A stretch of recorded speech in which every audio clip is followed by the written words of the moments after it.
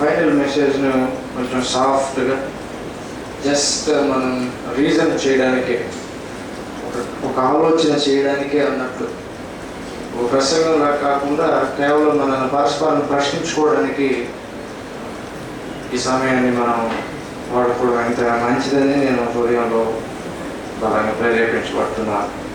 నా హృదయంలో ఉన్న ఆలోచన ఏంటి అంటే, దేవుడు బహుశా మనందరినీ నిలవబెట్టి లేకపోతే తన సన్నిధిలో సమకూర్చి ఈ ప్రశ్నలను మనకు ఇస్తున్నాడేమో, మనల్ని ప్రశ్నిస్తున్నాడేమో, మన ఆధ్యాత్మిక ప్రోగ్రెస్ని ఆయన ప్రశ్నిస్తున్నాడేమో అనిపిస్తుంది. కాబట్టి చాలా ప్రత్యేకమైనటువంటి ఈ సమయాన్ని మనం ఎదుర్కోవాలి. సరైనటువంటి సమాధానం మన దగ్గర ఉందో లేదో మనం ప్రశ్నించుకోవాలి. దయచేసి ప్రార్థన పూర్వకంగా దేవుని సన్నిధిలో ఉందాం. దేవుడు అడిగేటువంటి ప్రతి మాటకు మనం జవాబు చెప్పవలసిన వారం అయి ఉన్నాం కాబట్టి మనం ఆలోచన చేద్దాం. యెహెజ్కేలు గ్రంథము 47వ అధ్యాయము, యెహెజ్కేలు గ్రంథము 47వ అధ్యాయము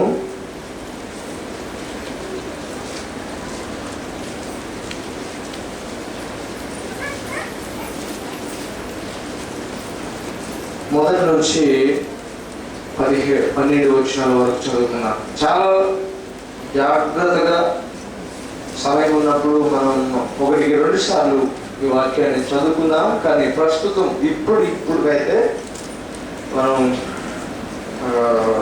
కొన్ని వచనాలు చదువుకుంటూ వాటి మీద ప్రభువు వారు మనం అడుగుతున్నటువంటి ప్రశ్నలకు మనం జవాబులు సమాధానం ఆలోచిస్తూ మనం ముందుకు వెళ్దాం. మొదటిగా, అతడు మందిరపు గుమ్మమునకు నన్ను తోడ్కొని వచ్చును. మందిరము తూర్పు ముఖముగా ఉండెను. నేను చూడగా మందిరపు గడప కింద నుండి నీళ్లు ఊకి తూర్పుగా పారుచుండెను. ఆ నీళ్లు బలిపీఠమునకు దక్షిణముగా మందిరపు కుడి ప్రక్కను కింద నుండి పారుచుండెను. పిమ్మట ఆయన ఉత్తరపు గుమ్మ మార్గములను నడిపించి చుట్టూ తిప్పి తూర్పునకు పోదరిన బయట గుమ్మమునకు తోడుకొని వచ్చును. నేను చూడగా అతడు గుమ్మకు కుడి ప్రక్కన నీళ్లు ఊడికి పారుచుండెను. ఆ మనుషుడు కొరనూలు చేత పట్టుకొని తూర్పు మార్గమున బయలువెళ్ళి 1000 మూరలు కొలచి ఆ నీళ్ల గుండా నడిపింపగా నీళ్లు చీలమండలు అవుతుండెను. చాలా జాగ్రత్తగా గమనించాలి. యెహెజ్కేలుకు ఒక దర్శనం వస్తుంది. ఆ దర్శనం ఏంటంటే, దేవుని మందిరము, యెహోవా మందిరము, ఇంకా ఈ సొలొమోను కట్టించిన మందిరం లాంటి మందిరము, యెరూషలేములో ఉన్నటువంటి మందిరము ఆయన దర్శనంలో చూస్తూ ఉన్నాడు. అప్పటికే మందిరం యొక్క నాశనము దగ్గరకు వచ్చింది. చాలా మంది శత్రువులు బారిన పడి అసలు మందిరం లేకుండా పోయే పరిస్థితులు. అలాంటి పరిస్థితుల్లో దేవుడు చెప్పాడు, ఈ మందిరాన్ని మీ నుంచి తీసివేస్తానని కూడా 24వ అధ్యాయంగా మనం చూస్తే ఆ మందిరాన్ని అసలు లేకుండా చేస్తానని కూడా చెప్పాడు. ఎందుకంటే దేవుని ప్రజలకి ఆ మందిరం అంటే చాలా ఇష్టం. దాన్ని చూసుకొని ఈ మందిరం ఉంది కాబట్టి మనకేం కాదనుకుంటున్నారు. మందిరంలో ఉంచవలసినటువంటి భక్తి, ఆ శ్రద్ధ లేకపోయినా మందిరం ఉన్న కారణం చేత మనం ఏం చేయడానికి తప్పుడు విశ్వాసంలో ఉన్నారు. అప్పుడు దేవుడు చెప్పాడు, ఆ మందిరాన్ని నేను తీసేస్తానని కూడా చెప్పాడు. అయితే యెహెజ్కేలు ఒక దర్శనం చూస్తున్నాడు. రాబోయే తరాల్లో దేవుడు ఎంత గొప్ప మేలు చేయబోతున్నాడో, ఎంత గొప్ప ఆశీర్వాదం ఇస్తున్నాడో, ఆత్మదేవుడు ఎంత గొప్ప ఆత్మ వర్షపు ప్రవాహంలో ఆయన ముంచబోతున్నాడో, వీటన్నిటిని యెహెజ్కేలు ముందుగా చూస్తూ ఉన్నాడు. చాలా జాగ్రత్తగా గమనించండి. మందిరము ఇలా తూర్పు వైపుకు తిరిగి ఉంది.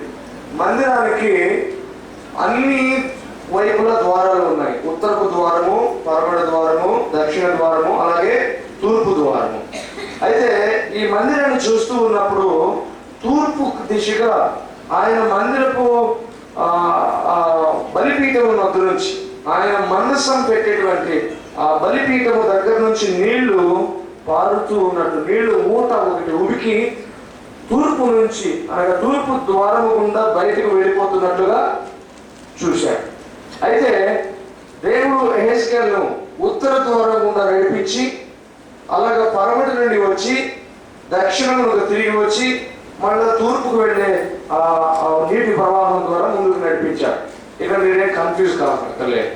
తూర్పు ఉత్తరం గుండా ద్వారంలోనికి అంటే మందిరము ఆవరణంలోనికి తీసుకుని వచ్చి అక్కడ నుంచి పరమడ దిశగా తిరిగి దక్షిణంగా వచ్చి తూర్పుగా వెళ్ళేటువంటి నీళ్ల గుండా నడిపించాడు.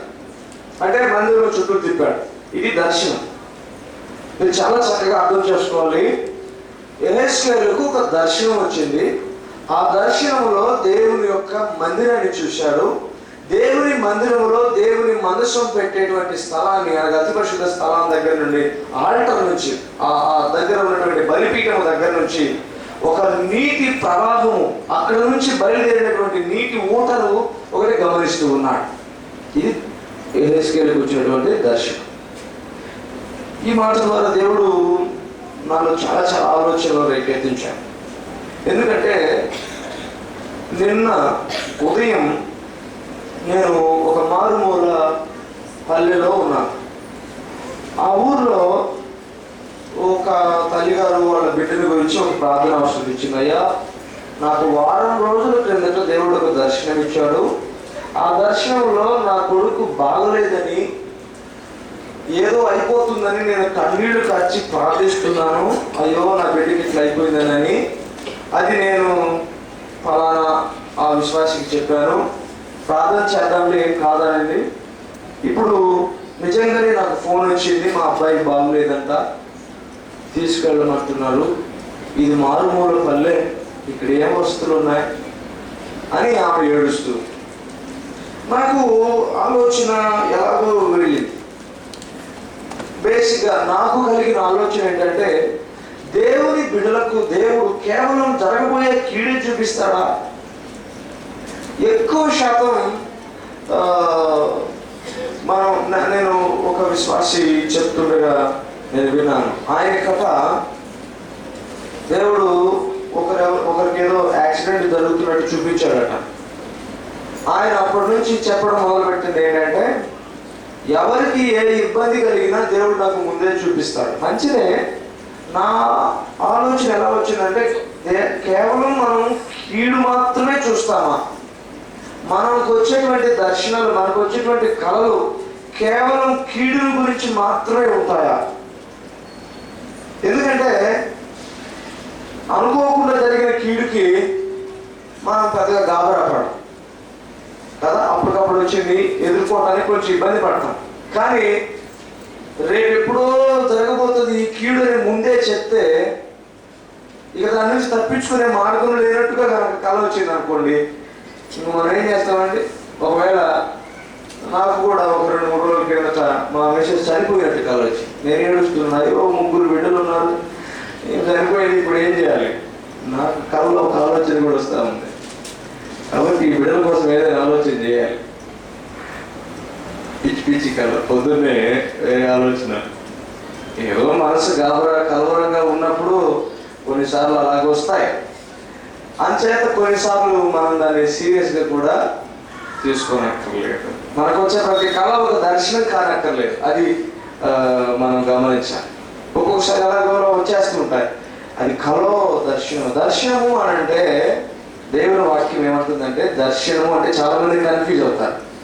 ఏంటి అసలు దర్శనం? సులభమైన అర్థం ఏంటంటే, దేవుని ప్రణాళిక లేకపోతే దేవుని యొక్క గొప్ప ఉద్దేశమే మన పట్ల ఆయన దర్శనం. చాలా జాగ్రత్తగా గమనించాలి. మన పట్ల దేవుని ఉద్దేశమే, మన పట్ల దేవుని యొక్క ఆలోచనే దర్శనం. Simple meaning. దానికి మార్మికమైన అర్థాలు గొప్ప అది చెప్పవచ్చును, కానీ మనం అర్థం చేసుకోవడానికి ఇది చాలు. మన పట్ల దేవునికి ఉండే గొప్ప ఆలోచన, గొప్ప తలంపే దర్శనం. ఇంకా చెప్పాలంటే, సౌలుని పిలిచి పౌలుగా మార్చేటప్పుడు ఆయన అన్నాడు, నీ పట్ల నాకున్న ఆలోచన ఇవన్నీ జనులకు వెలుగుగా ఉండాలి నీవు అని చెప్పేటప్పుడు, నా కొరకు అతను ఎన్ని శ్రమలు అనుభవించాలో నేను చూపిస్తాను అన్నాడు. శ్రమలంటే ఆయన కసితో పెట్టే శ్రమలు కాదు. పౌలు ఇష్టంగా దేవుని కొరకు భరించేటువంటి శ్రమ. అంటే ఎంత ప్రేమిస్తాడో, సౌలు నన్ను ఎంత ప్రేమిస్తాడో, ఇప్పుడు ఎంత ద్వేషించాడో అంతకు 1000 రెట్లు నన్ను ప్రేమిస్తాడు అని చెప్తున్నాడు దర్శనం. నా కోసం అతడు వెలుగై వెలుగుతాడు, నా కోసం అతడు ఒక ప్రకాశమానమైన సాధనంగా వెలిగిపోతాడు నా కోసం అని చెప్పాడు. నీ కోసం నా కోసం దేవుడు చెప్పే ఉన్నతమైన ఆలోచనలు, ఉన్నతమైన మేలుకరమైన నిరీక్షణ కలిగించే ఆలోచనలే దర్శనం. సంఘం కోసం దేవుడు ఒక బ్రాడ్ స్కోప్ కలిగిన ఒక థీమ్ చెప్తాడు. మీరు భూదిగంతా వరకు వెళ్ళండి అన్నాడు. అది దర్శనం. అనేక మందిని నశించిపోతున్న వారిని ఆయన సన్నిధిలోకి తీసుకురావడం, అది దర్శనం. వ్యక్తిగతంగా మన జీవితాలకు దేవుడిచ్చే ప్రతి ప్రమోషన్ ఒక దర్శనం. మన జీవితాలకు ఆత్మీయ వృద్ధి ఒక దర్శనం. మనం మేలు కలిగి ఉండడం దేవుని దర్శనం. ఎందుకంటే దర్శనము లేక ప్రజలు నశించిపోతారు. అంటే ఇక్కడ దర్శనం అనే మాటకు మరొక అర్థం కూడా ఏంటంటే దేవుని యొక్క జ్ఞానం కూడా. ఎక్కడైతే దేవుని జ్ఞానం లేదో అక్కడ ప్రజలు నశిస్తారు. మరొక మాటలో దేవోక్తి లేక ప్రజలు నశించిపోతున్నారు. దేవోక్తి అంటే దేవుని మాట, అది ప్రవచనం అనొచ్చు, దేవుని వాక్యం అనొచ్చు డైరెక్ట్గా. దేవుని వాక్యమే దేవుని దర్శనం, దేవుని వాక్యమే దేవుని జ్ఞానం, దేవుని జ్ఞానమే మన పట్ల దేవుడికి కలిగిన గొప్ప ఉద్దేశం. మరొకసారి క్లారిఫై చేస్తున్నాను. ఇక్కడున్న ప్రతి ఒక్కరు, చిన్న కానీ పెద్ద కానీ, ఉద్యోగస్తులు కానీ నిరక్షరాస్యులు కానీ, గృహిణులు కానీ, మరొక వ్యాపారం చేస్తున్న వారు కానీ, సేవకులు కానీ, మరి ఎవరైనా సరే మీ పట్ల నా పట్ల దేవునికి ఉండేవి సమాధానకరమైన తలంపులే తప్ప మరొకటి కాదు. ఒకవేళ ఏదైనా ఇబ్బంది తెచ్చుకుంటున్నామంటే అది మన వ్యక్తిగతంగా చేసే ప్రయత్నమా లేకపోతే దేవుని పరీక్ష గమనించాలి. అందుకనే మనం గతంలో అనుకున్నాం, శిక్ష పరీక్ష రెండు వేరు. మనం దేవుని మార్గం నుంచి వైదొలిగిపోయినప్పుడు వచ్చేది శిక్ష. అప్పుడు మనం ఏం చేయాలి? వెంటనే పశ్చాత్తాపడి ఒప్పుకొని విడిచిపెట్టాలి. అప్పుడు ఆ శిక్ష ఆగిపోతుంది. మనం దేవునితోనే ఉంటే, దేవునితో అంటకట్టబడి ఉన్నప్పుడు మనకు వచ్చేటువంటి కష్టము అది పరీక్ష. అప్పుడు ఏం చేయాలి? దాన్ని గ్రహించి సహించి స్తుతించాలి. అప్పుడు మనము శుద్ధ సువర్ణం వలె మార్చబడతాం. కాబట్టి మనకు వచ్చేది శిక్ష లేక పరీక్ష, అది గమనించాలి. ఇది కేవలం మన ప్రమోషన్ కోసం వచ్చేది పరీక్ష, మనల్ని మార్చి మన స్థితిని కాపాడడం కోసం వచ్చేది శిక్ష. ఇటు తిరిగి మేలే, సమస్తము సమకూడి మేలు జరుగుతుంది. ఎవరికి? దేవుడు తను ప్రేమించే తన బిడ్డల కోసం ఏది జరిగినా మేలుకైనట్లుగా ఆయన చేస్తాడు. సరే, ఇక్కడ మనం ఎక్కువ ఆలోచన చేసేటప్పుడు చాలా జాగ్రత్తగా గమనించాలి. దేవుని బిడ్డలను చాలా మంది ఈ మధ్యకాలంలో గమనిస్తున్నాను, దేవుని కంటే కూడా సాతానుకు భయపడుతున్నారు. ఎందుకంటే సాతాను అక్కడ ఉంటాడు, ఎక్కడ ఉంటాడు, ఇలా పొంచి ఉంటాడు, ఇది చేస్తూ ఉంటాడు, అది చేస్తూ ఉంటాడు, ఇది బహుశా సాతానుడు తీసుకొచ్చాడు, ఇది సాతానే సాతానే సాతానే సాతానే. రోజులో 24 గంటలు అవకాశం వస్తే 20 గంటలు సాతాను గురించి మాట్లాడుకునే వాళ్ళు ఈ మధ్యకాలంలో చాలా మందిని కలిశాను. ఒక విషయంలో ఆటంకం కలుగుతుందయ్యా, ప్రార్థన చేయండి అని చెప్పి ఒక సహోదరుడు పాస్టర్ గారిని అడిగారట. ఆయన వెంటనే చెప్పారు, 6 నెలల వరకు నువ్వు ఏం చేసినా కాదు, ఎందుకంటే సాతానుడు గట్టిగా ఆఫ్ చేస్తున్నాడు. వాడిని జయించాలంటే 6 నెలల టైం కావాలి. అదేంటో ఇవి మనం తరచూ చూస్తున్నాం. సాతానుడు గర్జన చూసిన వాళ్ళలాగా ఉన్నాడు, కరెక్టే, కానీ వాడి గురించి గాబరా పడక్కర్లేదు. వాడు ఎంత గర్జించు సింహం అయినా కుక్కలాగా తిరుగుతాడంట అటు ఇటు. ఎందుకంటే దేవుని ఉన్నత దుర్గంలో మనం ఉంటే. ఎందుకు చెప్పరు దేవుని ఉన్నత దుర్గాన్ని గురించి? ఎందుకు మాట్లాడరు దేవుని బలం గురించి? ఎందుకు చెప్పరు దేవుని కౌగిలి గురించి? ఎందుకు చెప్పరు దేవుని ప్రహారం గురించి? ఎందుకు చెప్పరు దేవుని ప్రేమ గురించి? ఎందుకు చెప్పరు దేవుని మహాశక్తిని గురించి? ఎందుకు చెప్పరు దేవుని పట్టును గురించి? ఎందుకు చెప్పరు దేవుని యొక్క సన్నిహిత్యాన్ని గురించి, ఆయన యొక్క సహవాసాన్ని గురించి, ఆయన యొక్క బిగి కౌగిలి గురించి ఎందుకు చెప్పరు? ఆయన విడిచిపెట్టడం ఎందుకు చెప్పరు? ఆయన ఒంటరిగా ఉంటాడని ఎందుకు చెప్పరు? సాతానుని ఎదిరించు వాడు పారిపోతాడని ఎందుకు చెప్పరు? వాడి గురించే భయం. తుమ్మిన దగ్గర సాతాను క్రియయ్య అనేవాళ్ళు నేను చూశాను. ఎవరైనా అనుకున్న జరగలేదంటే సాతాను చూడు ఎంత విచిత్రమైన మాట్లాడితే ప్రతిదానికి.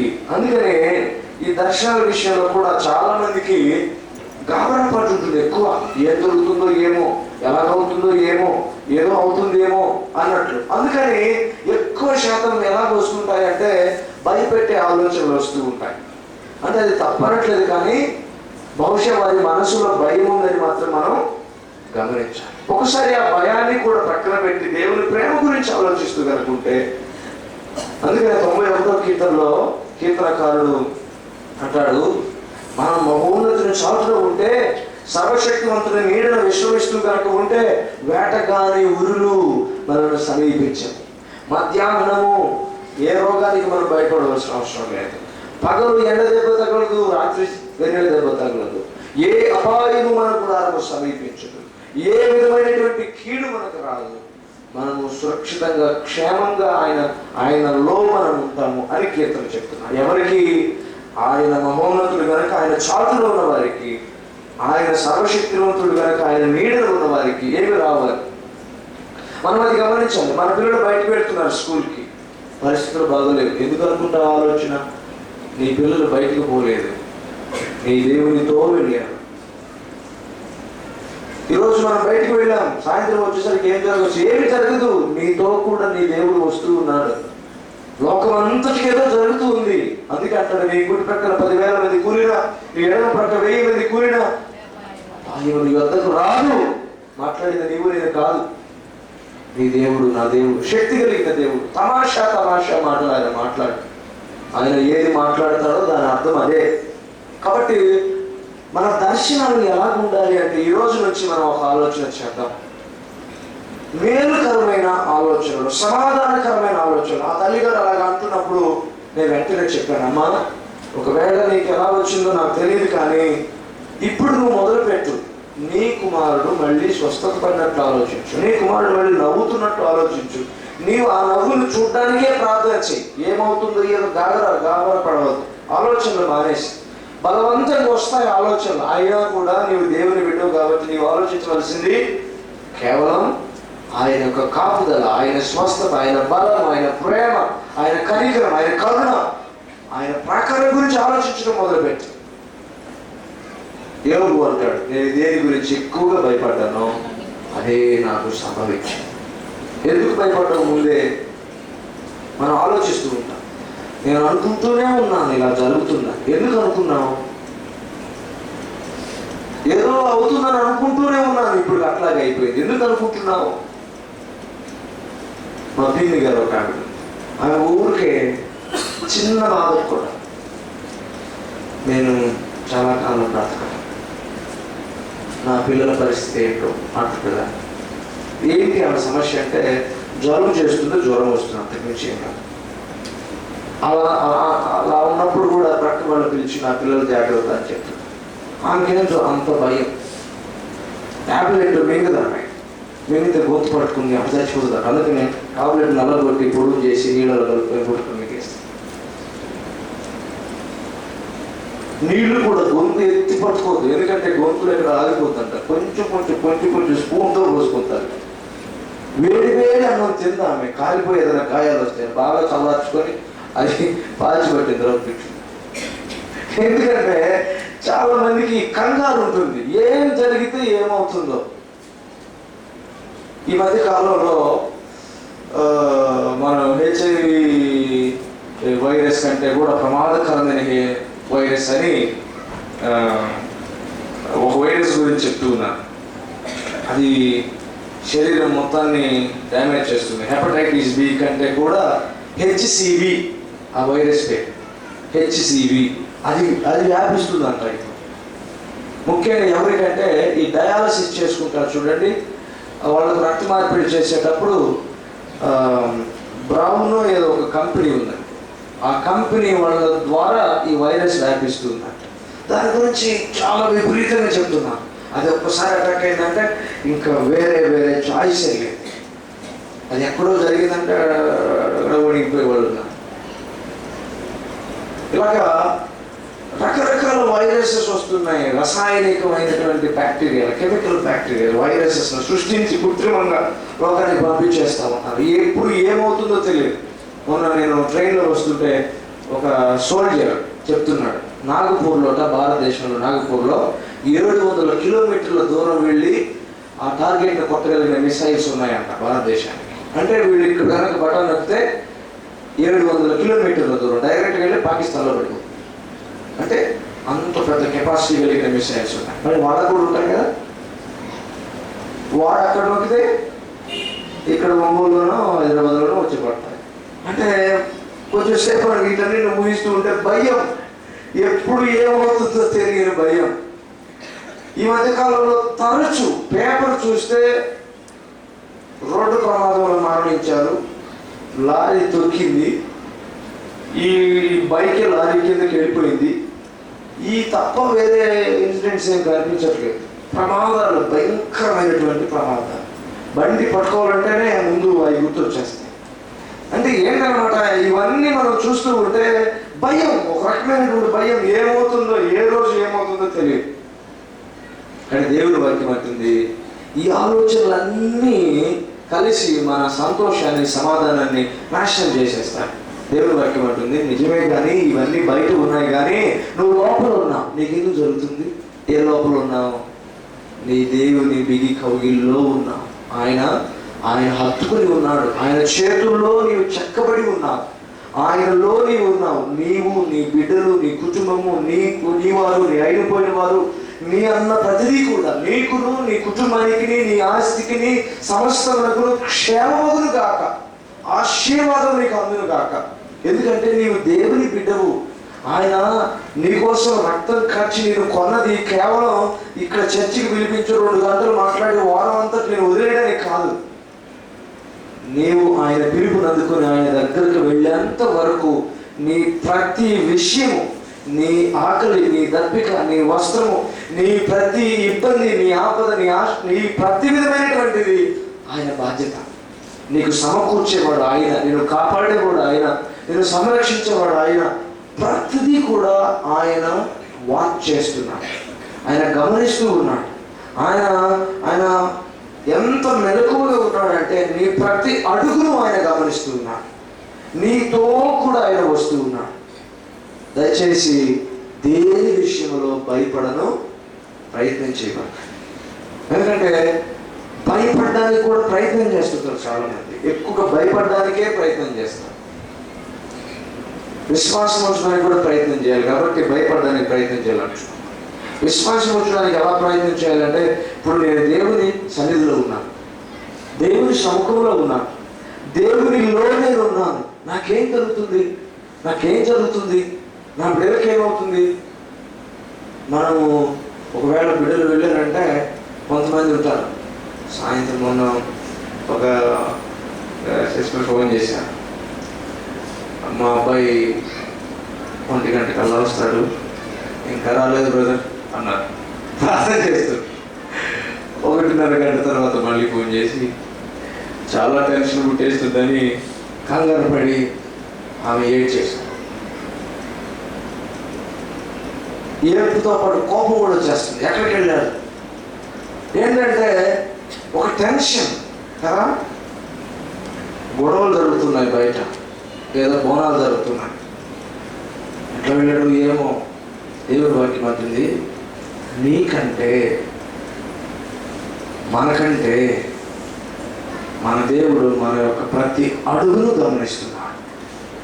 మన కూర్చున్నటువంటి దిగులు, చింతన ఆయనకి ముందుగానే ఉంది. దిగులు అంటే చేయలేక దిగులు కాదు, కానీ ప్రేమతో కూడిన ఆలోచన.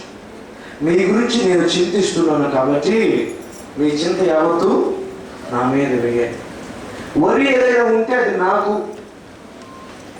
మీరేమవుతారా, ఎక్కడ వెళ్తున్నారు, ఏం చేస్తున్నారు, మీ గురించి నేను ఆలోచిస్తున్నాను. ప్రతి విషయం అండి, ఒక విషయం కాదు. కేవలం మనం ప్రార్థిస్తే మనకి ఆనందం, సంతోషం, రక్షణ ఇవ్వడమే కాదు, ఆయన ప్రతి విషయాన్ని కూడా ఆయన గమనిస్తున్నాడు. దయచేసి గమనించాలి.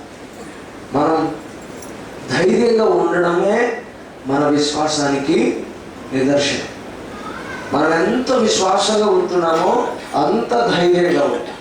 అందుకనే ప్రేమలో భయానికి తావులేదు.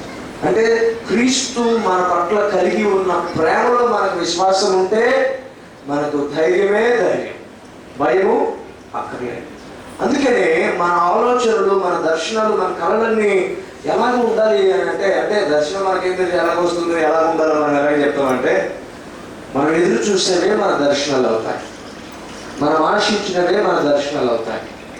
ఇంకా స్పష్టంగా చెప్పాలంటే, మనము దేవుని యొక్క ఉన్నతమైన ఉద్దేశాలు ఎరిగిన వారం అయితే, ఆ ఆలోచనలతోనే మన మనసు నిండుకొని ఉంటే మనకు గొప్ప దర్శనాలే వస్తాయి. దానికి ఒక ఉదాహరణ చెప్పండి. బైబిల్లో చాలా మంది ఉన్నారు, గొప్ప గొప్ప దర్శనం, అధికారులు అయినట్లు, గొప్ప వారు అయినట్లు, మేలుకరంగా ఉన్నట్లు, సంతోషంగా ఉన్నట్లు. అందుకనే మన గురించి గొప్పగా చూడాలి, మన బిడ్డల గురించి గొప్పగా చూడాలి, సంరక్షణలో ఉన్నట్లు, కాపాడబడుచున్నట్లు, శ్రేయస్సు కలిగి ఉన్నట్లు. తరువాత దేవుడు మన పరీక్షతో తలిచి ఒకవేళ మనకి ఏదైనా ఒక పరీక్ష పెడితే దాన్ని ఎదుర్కోవడానికి ఆయన సిద్ధపాటు ఇస్తాడు. ఎందుకంటే ఆయన దర్శనం అనగా ఆయన వాక్యం కూడా మనకు తెలుసుకోవాలి కనుక. అందుకనే ఇక్కడ మొదటిగా ఈ యెహెజ్కేలు యొక్క దర్శనాన్ని మనం చూస్తే చాలా తొందరగా ముగిస్తాను. దీనికి పరిచయమే కొద్దిగా ఎక్కువసేపు పడుతుంది, కానీ త్వరగానే అయిపోతుంది. అయితే యెహెజ్కేలు ఉత్తర ద్వారం గుండా వచ్చాడు, మందిరం చుట్టూ తిరిగాడు, తూర్పు గుండా ప్రవహిస్తున్నటువంటి నీటి ద్వారా ప్రయాణం చేస్తున్నాడు. ఒక మనుషుడు 3వ వచనంలో చూస్తే, కొలనూలు చేత పట్టుకొని తూర్పు మార్గమున బయలు వెళ్ళి 1000 మూరలు కొలిచి ఆ నీళ్ల గుండా నన్ను నడిపింపగా నీళ్లు చీలమండ లోతుండెను. పరిశుద్ధ స్థలంలో నుండి ప్రవహిస్తున్నటువంటి నీరు అనగా దేవుని సన్నిధిలో నుంచి ప్రవహించేటువంటి నది, దేవుని బలిపీఠము క్రింద నుండి ప్రవహిస్తున్నటువంటి నీరు, ఇది దేవుని ఆత్మకు సాదృశ్యంగా మనం అనుకోవచ్చు. ఇది ఆత్మీయ అభిషేకానికి, ఆత్మీయ ప్రవాహానికి, ఆత్మ యొక్క సహకారానికి, ఆత్మ యొక్క నడిపింపుకు, ఆత్మ యొక్క స్వాధీనతకు ఇది గుర్తుగా మనం చూడాలి. ఈ మనుషుడు కొలనూలు చేతపట్టుకొని మందిరపు ద్వారం దగ్గర నుంచి తూర్పు దిశగా 1000 మూరలు కొలిచి ఆ నీళ్ళలో గుండా ఆయనతో పాటు నడిపించాడంట. 1000 మూరలు నడిస్తే ఆ నీళ్లు గిరికల వరకు వచ్చాయి. చీలమండలం అంటే గిరికల వరకు వచ్చాయి. 1000 మూరలు నడిచినా ఎంతవరకు వచ్చాయి? గిరికల వరకు వచ్చాయి. అంత తక్కువ లోతులో కొంతసేపు నడిచిన తర్వాత యెహెజ్కేలు ఈ నదిలో నడుస్తూ వెళ్తూ ఉంటే అది తొలుత కొంచెం ఊటగా ప్రవహిస్తూ ఉంది. కొంత దూరం వెళ్ళగానే ఎంతవరకు వచ్చినాయి నీళ్లు? ఎంతవరకు వచ్చినాయి? కాలి చీలమండలం వరకు వచ్చాయి. ప్రియ సహోదరి సహోదరుడా, దేవుడు మనలను ఆత్మీయ అనుభవంలో నడిపిస్తున్నప్పుడు, ఆత్మ యొక్క అభిషేకంలో నడిపిస్తున్నప్పుడు, ఆత్మ యొక్క బలము చేత నడిపిస్తూ ఉన్నప్పుడు, ఆత్మ స్వాధీనంలో, ఆత్మ నియంత్రణలో మనం నడిపిస్తూ ఉన్నప్పుడు కొంత దూరం మనం నడుస్తాం. అంతవరకు ఎంత లోతుందనేది మనం చూస్తే గిరికల లోతు వరకే. దానికే సంబరపడిపోయేటువంటి జీవితాలు కొన్ని ఉంటాయి. చాలు, ఇంతకు మించి లోతు అక్కర్లేదు. అందుకనే మనం చూస్తాం, బాప్తిస్మము తీసుకున్న తర్వాత లేదా నూతనంగా దేవుని గుర్తెరిగిన తర్వాత కొన్నాళ్ళు అలాగ వెళ్తాం, వాక్యం చదువుతాం, ప్రార్థన చేస్తాం, స్తుతులు చెప్తాం.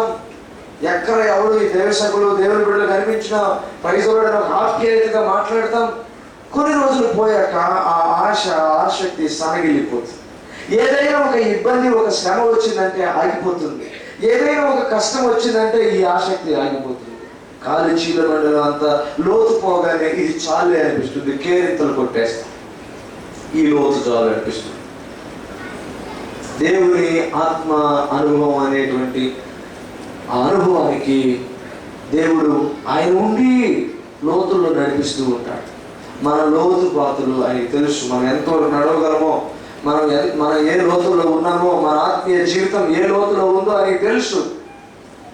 దేవుని వాక్యం అంటుంది, యెహెజ్కేలు అంతవరకే ఆపలేదు. రాబోయే కాలపు ఆత్మీయ వర్షం, రాబోయే కాలంలో ఆత్మీయ ఆశీర్వాదాలు కొంచెం వరకే అని చెప్పి ఆపలేదు. అంతవరకు తీసుకుని వెళ్ళిన తర్వాత ఆయన, మరీ నువ్వు 1000 మూరలు కొలిచి నీళ్ల గుండా నన్ను నడిపింపగా నీళ్లు మోకాళ్ళలోతుండెను. ప్రోగ్రెస్ కావాలి. ఆయన దేవునికి ప్రోగ్రెస్ కావాలి. శీలమండలం లోతున్నప్పుడు చాలే నాయన, చాలా దూరం వచ్చావు, 1000 మూరలు ప్రయాణం చేశావు, నీ ఆత్మీయంగా నీవు అనుభవిస్తున్న ఈ సంతోషం చాలే అనలేదు, నీవు మాట్లాడుతున్న భాషలు చాలే అనలేదు, నీ ప్రార్థన చాలే అనలేదు, నీ వాక్య ధ్యానం చాలే అనలేదు, నీవు పాడే పాటలు చాలే అనలేదు, నీకున్న బలం సరిపోతుంది అనలేదు. ఆత్మీయ అనుభవాల్లో లోతులకు పోవాలని దేవుని ఆశ. నీవు చిన్నప్పుడు బాగా ప్రార్థన చేయదానివా, ప్రార్థించేవాడివా, ఇప్పుడు ఆపేశావు. దేవుడు అనుకుంటున్నాడు, నీ కొద్దిపాటి లోతు సరిపో, ఇంకా 1000 మూరలు కొలిచి మరింత లోతుకు తీసుకుని వెళ్ళాడు. అక్కడికి వెళ్తే మోకాళ్ళ లోతు నీళ్లు ఉన్నాయి. ఈ నీళ్లు ఆల్మోస్ట్ అందరికీ ఇష్టం. కేరింతలు కొడతారు, పిల్లలు పెద్దలు అందరూ కేరింతలు కొడతారు. ఎందుకంటే భయం లేదు కదా. మోకాళ్ళ లోతు నీళ్ళు ఉంటే ఎవరైనా హ్యాపీగా జంప్ చేస్తారు. కానీ ఆ నీళ్ళలో ఎక్కువ ఎంజాయ్ చేయలేము. కారణం ఏంటంటే నీళ్ళ మీద తేల పడగానే నేలకపోతుంది. అది కూడా సరిపోదు. దేవుని వాక్యం అంటుంది, మోకాళ్ళలో నీళ్ళకి వెళ్ళారు అంటే ఇంకొంచెం ప్రోగ్రెస్ సాధించాలి, ఇంకొంచెం పరిణితి సాధించాలి, ఇంకా మోకాళ్ళ మీద నిలబడగలిగి ప్రార్థించే లెవెల్కి వెళ్ళాం. ప్రార్థిస్తున్నాం, సరిపోలేదు. ఆయనకు సరిపోదు, ప్రార్థించడంతోనే సరిపోదు. దేవుని వాక్యం అంటుంది, ఇదిగో ఆయన ఇంకా 1000 మూరలు కొలిచి నీళ్ళ గుండా నన్ను నడిపింపగా నీళ్ళు మనలోతుండెను. ఆయన నడుముల లోతుగా తీసుకువెళ్తున్నాడు. ఇంకా ఇంకా ఇంకా ఇంకా ఇంకా లోతులోనికి తీసుకుని వెళ్తున్నాడు. మన ప్రేమలు, మన యొక్క విశ్వాస జీవితము, మన యొక్క ప్రతిదిన జీవితము ఉండే కొద్దీ అనగా రోజు రోజుకు ఎలా వెళ్తూ ఉన్నాం? లోతులకు వెళ్తున్నామా? ఒకనాటి లోతులో నుంచి ఒడ్డుకి వస్తున్నామా? మనం ఎలాగ వెళ్తూ ఉన్నాం?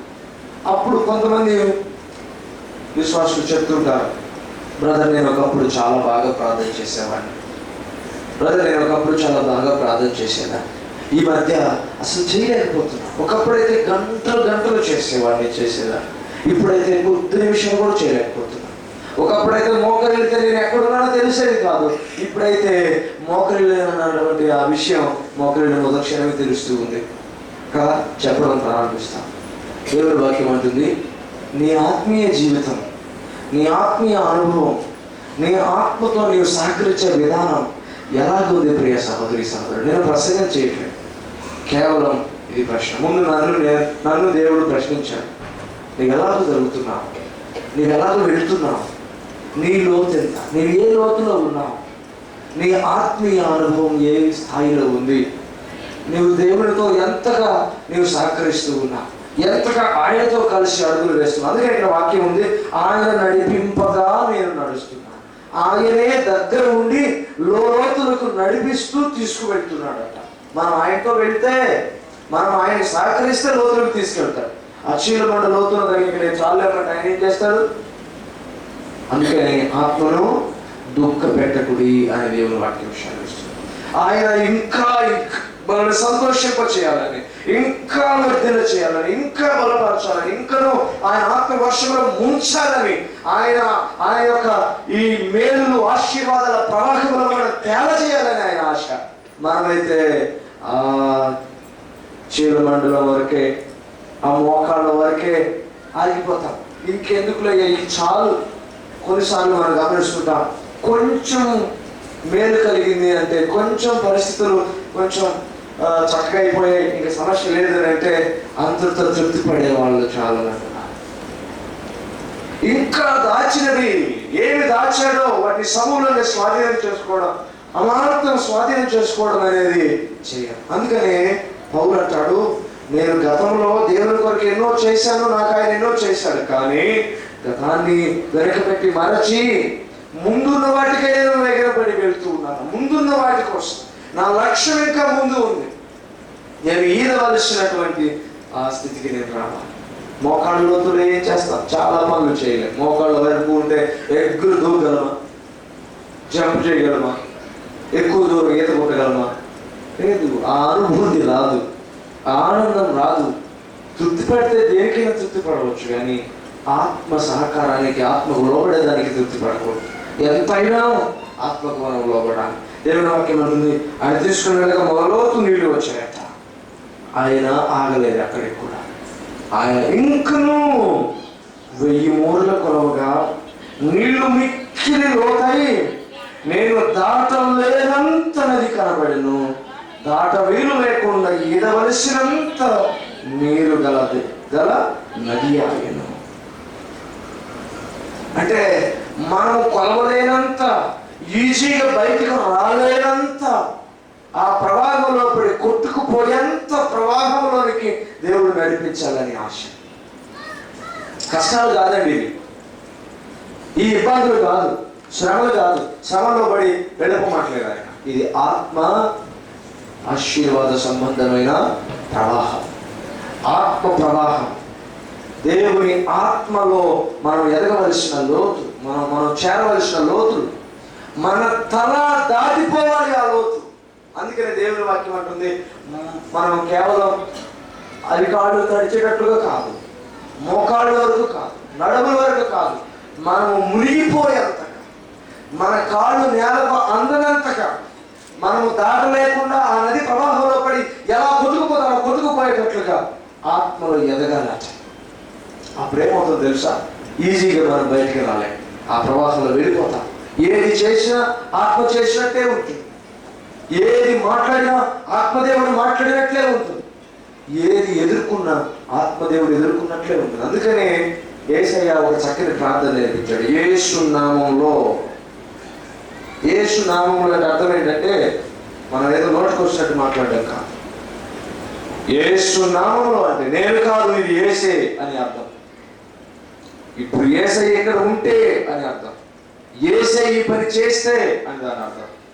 యేసు నామములో.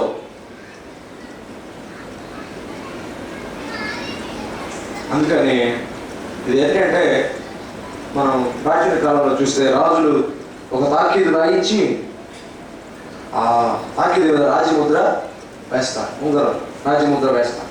రాజముద్ర వేయగానే ఇది రాజు చెప్పాడు, మంత్రులు రాస్తారు, ఆలోచన చెప్పేవాళ్ళు చెప్తారు, రాజముద్ర వేయనంత వరకు దానికి వాల్యూ లేదు.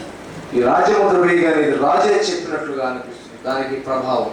అందుకనే మనం చేసే ప్రార్థన, మనం మాట్లాడే మాటలు అన్నీ కూడా ఫైనల్ గా యేసు నామం అనేటువంటి ముద్ర, రాజముద్ర వేస్తూ ఉన్నాం. జరిగి తీరాలి అంతే. రాజు కూడా వెనక్కి తీసుకోలేడు ఒకసారి రాజముద్ర కనుక వేస్తే, అంత ప్రభావం. అందుకనే ఒక దయ్యం పట్టిన వారి దగ్గరికి వెళ్ళి ప్రార్థన చేసి, నా నామంలో పొమ్మంటున్నారు, పొమ్మంటే స్కేవ కొడుకుని కొట్టినట్టు కొడుతుంది. అందుకే సమస్తము యేసు నామంలో చేయాలి. యేసు నామంలో నా బిడ్డలకు క్షేమం కలుగును గాక, జరిగి తీరుతుంది. యేసు నామంలో నా కుటుంబానికి క్షేమం కలుగును గాక, యేసు నామంలో నా కుటుంబానికి ఆరోగ్యము సమకూరును గాక, యేసు నామంలో నా ఈ సమస్యలు పరిష్కరించబడు గాక. ఇది రాజముద్ర, దేవుడు ఇచ్చిన పరలోకపు ముద్ర. యేసు నామంలో జయం కాదు. అందుకనే ఆయన లోపల మనం లోతులకు వెళ్ళిపోవడం, ఆత్మలో పడి కొట్టుకుపోవాలి, ఆత్మ ప్రవాహంలో కొట్టుకుపోవాలి. ఈరోజు ఉదయం నేను ఆలోచన చేస్తున్నప్పుడు నిజంగా నాకు ఈ అనుభవం ఉందా? నిజంగా రోజు రోజుకి నేను ఆత్మ లోతులోకి వెళ్తున్నానా? రోజు రోజుకి ఆత్మ ప్రవాహంలో పడి కొట్టుకుపోతున్నానా? నిజంగా రోజు రోజుకు ఆత్మలో పడి నన్ను నేనే మైమరిచిపోయి, నా శక్తిని కోల్పోయి, నా అధికారాన్ని కోల్పోయి, నా మీద నా పట్టు కోల్పోయి దేవుని లోపడి కొట్టుకుపోతున్నానా అని ఆలోచన చేస్తే లేదు. ప్రతి చోట నేను ఆగలుగుతున్నాను.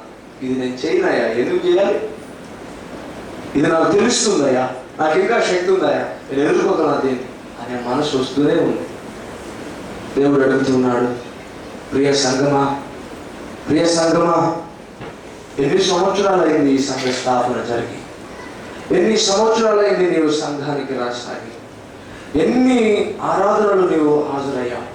ఎన్నిసార్లు నీవు వాక్యాన్ని విన్నావు? ఎన్నిసార్లు దీని గురించి నీవు ఆలోచన చేస్తూ ఉన్నావు? ఈ దినం ఒక సూటి అయిన ప్రశ్న, ఆత్మ లోతులో దినదినానికి నీవు లోతును పెంచుకుంటూ పోతున్నావా? లేకపోతే షాలోగా మరి తక్కువ లోతులోనే ఉండి ఇది చాలేమని నీవు అనుకుంటున్నావా? నీవు నీ గిరికల వరకు లోతులో నీవు ఉన్నావా? మోకాళ్ళ లోతులో నీవు ఉన్నావా? నడుముల వరకు అనగా బలముతో కూడి నీవు ఎదుర్కోగలిగిన లోతులో ఉన్నావా? అసలు నీ వల్ల కానంతగా ప్రవాహంలో పడి, ఆత్మ ప్రవాహంలో పడి కొట్టుకుపోయేంతగా నీవు ఆత్మ వర్షంలో తడిసి మూతైపోయి బయటికి రాలేని ఆ బలహీనతలో నీవు ఉన్నావా? నీవు ఆ స్థితిలో నీవు ఉన్నావా? అలాంటి ఆత్మీయ తృష్ణ, అలాంటి ఆత్మీయ ఆ స్వాధీనతలో నీవు ఉన్నావా? నీ చిత్త స్వాధీనం ఆత్మ స్వాధీనంలో ఉన్నదా? దేవుని వాక్యం ప్రశ్నిస్తుంది. అందుకే అక్కడ 6వ వచనంలో అన్నాడు, ముగిస్తున్నాను, అప్పుడు ఆయన నాతో ఎట్లా నడపోతుందా, నీవు చూచితివి కదా అని చెప్పి నన్ను మరలా నది ఇద్దరికి తోడుకొని వచ్చిన. అంటే నీవు చూచితివి కదా, దేవునికి ఇష్టం. ప్రతి లోతు చూపించడం దేవునికి ఇష్టం. ఆయన ప్రతి లోతులోనికి నన్ను నడిపించాలని ఆయన ఆశ.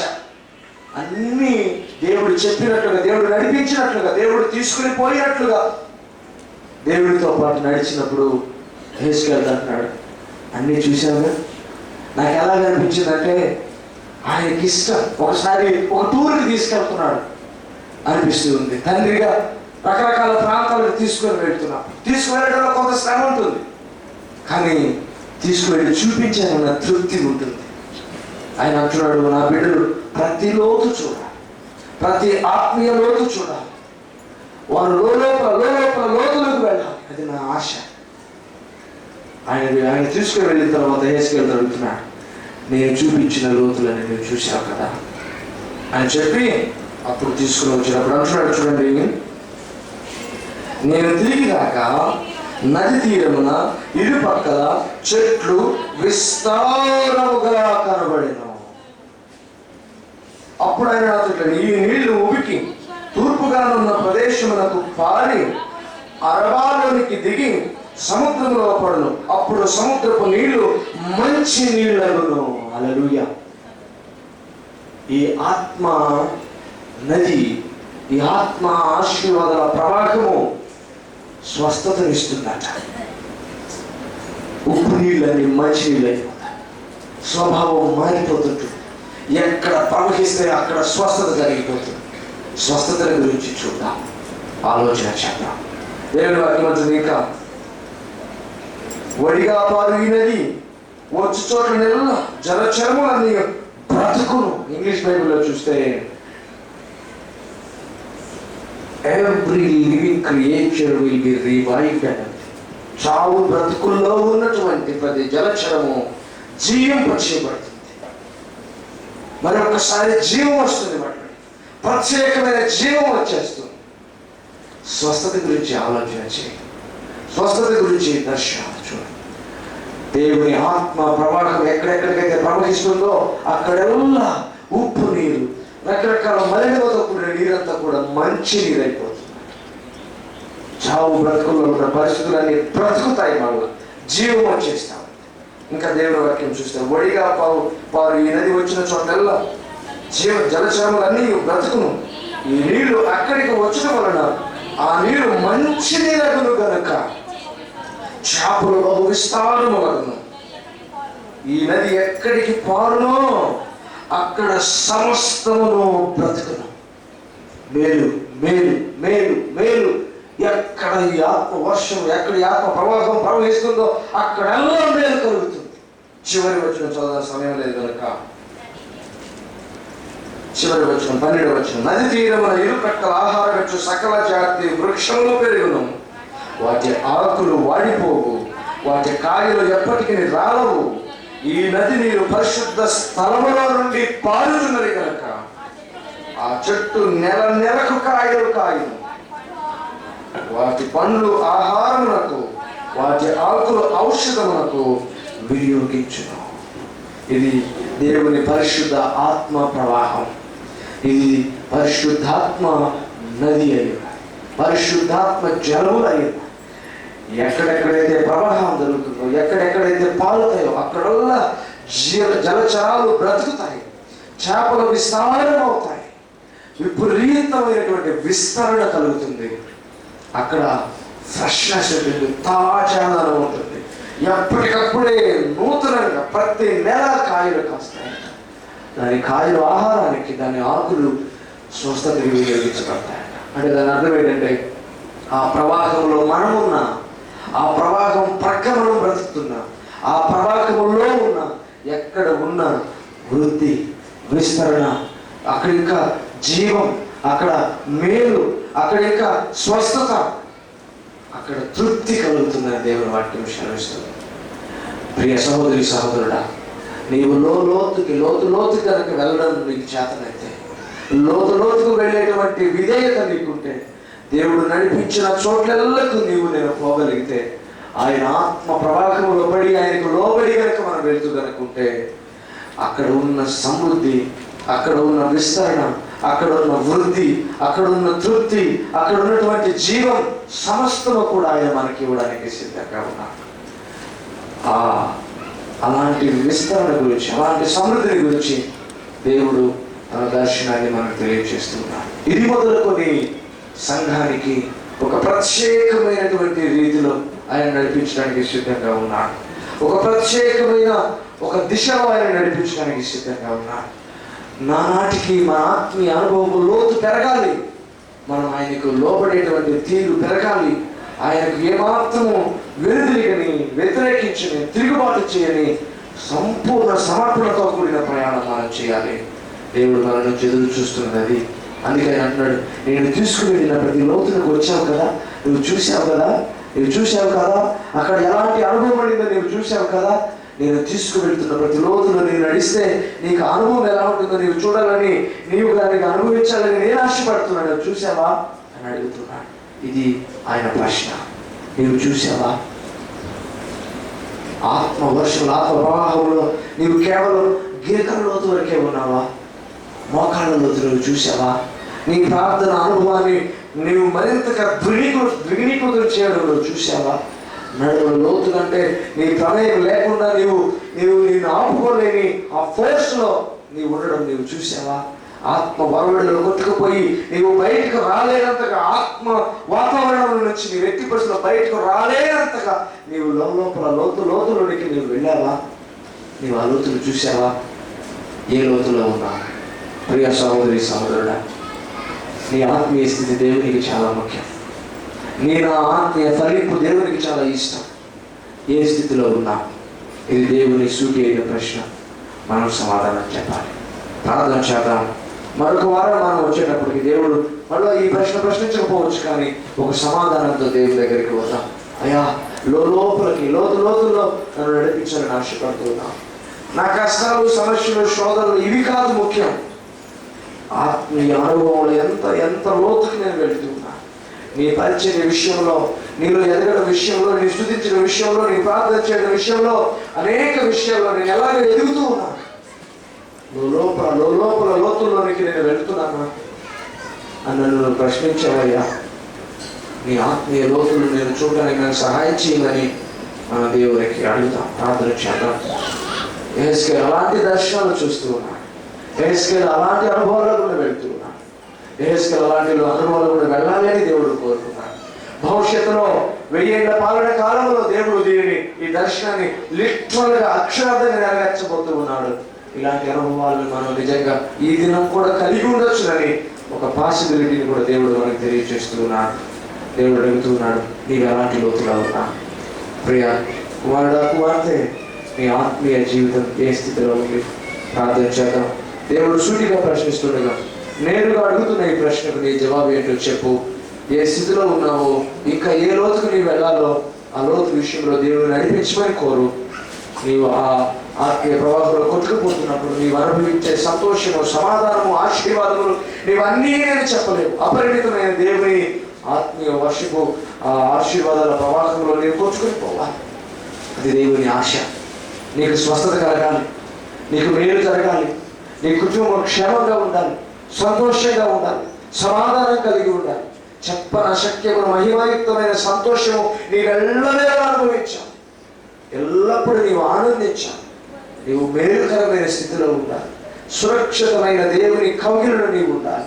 ఆయన ఆత్మ ప్రవాహములు నిరంతరం నీవు ఓలలాడాలి. నీవు ఆయన ఆత్మీయంలో తేన చేయబడాలి. అది ఆయన ఆశ. కాబట్టి ప్రియ సహోదరి సహోదరుల, ప్రార్థన చేయకునే విషయం, నీ దేవుడు ప్రేమతో మాట్లాడుతుండగా నీ జవాబు ఆయనకి చెప్పు. ప్రభువా, నీకు వందనాలు, స్తోత్రాలయ్యా, నీవు ఎంతో ప్రేమ కలిగిన వాడవయ్యా. మమ్మల్ని ఆయన మా చేయి పట్టుకొని మమ్మల్ని లోపలికి లోతులోనికి మమ్మల్ని నడిపిస్తున్నావయ్యా. మేమైతే ఇంకా అయ్యా గిరికల లోతులోనే ఉన్నాము. కొంతమంది అయితే మోకాళ్ళ లోతులోనే ఉన్నారు. కొంతమంది అయితే అయ్యా నడుముల లోతులో కొంతకాలం నుండి మళ్ళీ వెనక్కి వచ్చేస్తున్నారు. కానీ మా తల మీదుగా పాలునంతగా నీ ప్రవాహంలో పూర్తిగా నింపబడి మునిగిపోయి కొచ్చుకుపోవునంతగా మీ ఆత్మ ప్రవాహంలో మేము లేని పరిస్థితుల్లో ఉంటున్నామయ్యా. దయతో క్షమించండి నాయన. అలాంటి లోతులో మమ్మల్ని ఉండమని మీరు కోరుకుంటున్నారు. నీ ఆత్మ చిత్తానికి మనం వదిలేయమని కోరుకుంటున్నాను అయ్యా. దాటలేనంత లోతులో ఉండమని కోరుకుంటున్నాను. మళ్ళీ మేము లోకం వైపు చూడనంతగా, మేము ఆయన నీ ఆత్మ ప్రవాహంలో కొచ్చుకొని పోనంతగా మా స్థితి ఉండాలని కోరుకుంటున్నాను. ఆ స్థితిలో మేము లేకపోతే దయతో మన్నించండి ఆయన. సహాయం చేయండి ప్రభు. అలాంటి అనుభవంలోనికి మేము నడుచున్నట్టు మాకు కృప చూపండి ఆయన. అయా సహాయం చేయండి, అయా సహాయం చేయండి, అయా సహాయం చేయండి. మీ ఆత్మవర్షంలో కుమరించండి. మాట్లాడినందుకు నీకు వందనాలు. మా ప్రతి హృదయంలో ఈ ప్రశ్న, మా ప్రతి హృదయంలో ఈ మాటలు నాయన నీరు కట్టమని ఫలింపచేయబట్టే కృప చేయండి.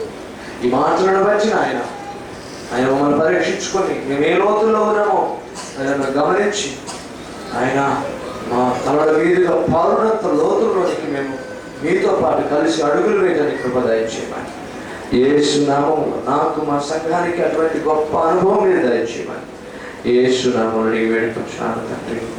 ఆమేన్, ఆమేన్.